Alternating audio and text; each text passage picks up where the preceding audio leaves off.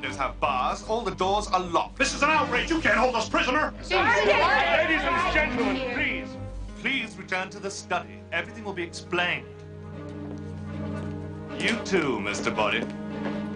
So in the late 1940s, an English musician named Anthony E. Pratt created a board game named Cluedo, a play on the words clue and ludo, where a group of colour-coded players must deduct the identity of a killer in a stately mansion. The game was renamed Clue for the North American market, and 4 decades later became the premise for one of cinema's most underrated comedy gems. At the time of this review, this film is now 35 years old.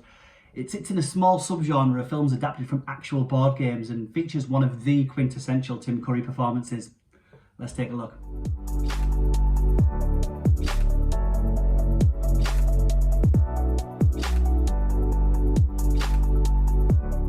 So a group of seemingly random people are invited to an old dark mansion.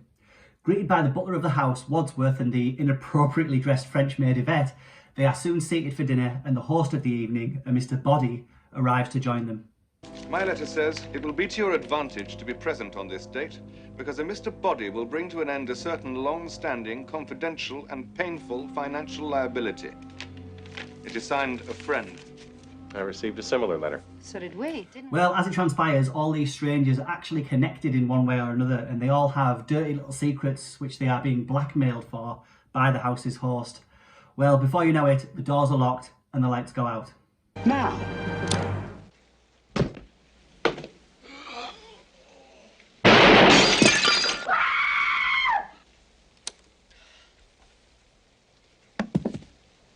It's not Wadsworth. Is he alive? When they come back up, their host, Mr. Body, has become a dead body, and everyone's a suspect. As more murders start to occur, the visitors must try to simultaneously solve the crime and avoid being the next victim. And so, led by Wadsworth the butler, we follow along as Colonel Mustard, Mr. Green, Mrs. Peacock, Mrs. White, Professor Plum and Miss Scarlet search the house and try not to end up on the kill list.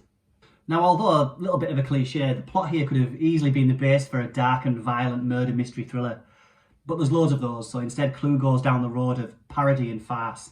Well, you drive a very expensive car for someone who lives on a colonel's pay. I don't. I came into money during the war when I lost my mommy and daddy.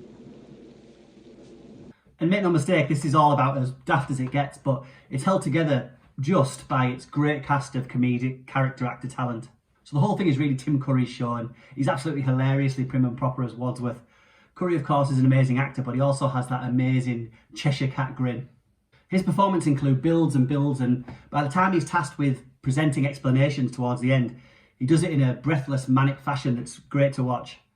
It's crazy stuff, and it's brilliant watching him spout off a detailed list of events and observations from the evening's activities. The rest of the cast just about keep up with him as he races back and forth between rooms, dragging the others with him as he solves the crime. Ran to the library, hit the top on the head with a lead pipe. There, coming out of the library, the doorbell rang. It was a singing telegram. The murderer picked up the gun where Yvette dropped it, ran to the door, opened it, recognized the girl from her photograph, shot her, and then ran back to the cellar. The cellar! But we won't get too ahead of ourselves. First, let's check out this cast. So we've got the great Madeline Kahn as Mrs. White. Kahn being no stranger to comedy, having starred in Blazing Saddles and Young Frankenstein previously. We've got Michael McKean of Spinal Tap fame as Mr. Green. The one and only Christopher Lloyd as Professor Plum. Eileen Brennan as Mrs. Peacock. Brennan, of course, had starred in the almost similarly plotted Murder by Death a decade earlier. We then have Martin Mull, who I know as Leon from the 90s TV show Roseanne, as Colonel Mustard. And finally, Leslie Ann Warren turns on the smoulder as Miss Scarlet. Oddly, Lee Ving's performance as Mr. Body seems a little bit like he's wandered in from another movie, but thankfully, as the story dictates, he's not around for too long. And who could forget the voluptuous Colleen Camp as the distractingly dressed Yvette, who spends the film mind-bogglingly poured into a tiny maid's outfit. Guys, I'm Stephen at Real Classic Film Reviews, and on this channel we chat about classic films, everything from 40s noir to 50s war movies, from 70s crime thrillers to 80s comedies like this one. Click that subscribe button if you'd like to stay up to date with the many more incoming classic film reviews. So for me, Clue does suffer from a bit of a stuffy, stagey opening act, which is fair in a sense that it has to introduce us to its cast of characters, and at this point, the laughs are few and far between, and it could perfectly be setting up some kind of serious murder mystery movie. After Mr. Body dies, the film splits up all of its main characters and has them search the huge house, And although everybody eventually regroups, the film does suffer a little bit when all the characters aren't together, because it's in those scenes that the film's at its best when all the guests / suspects get to bounce off one another. However, as the film moves into its zany midsection, it hits its stride when deaths begin to occur one after another. The bodies pile up and we just know there's going to be a few more twists before the inevitable big reveal. Look, we still have all these weapons. The gun, the rope, the wrench, the lead pipe. Let's put them all in this cupboard and lock it. There's a homicidal maniac about. I think that's a good idea. Now, if you are looking for a classic whodunit, then you're probably better off spending your time with the Poirots, the Columbos and the Miss Marples, because Clue is far more interested in the mayhem and chaos that ensues once people start dropping like flies.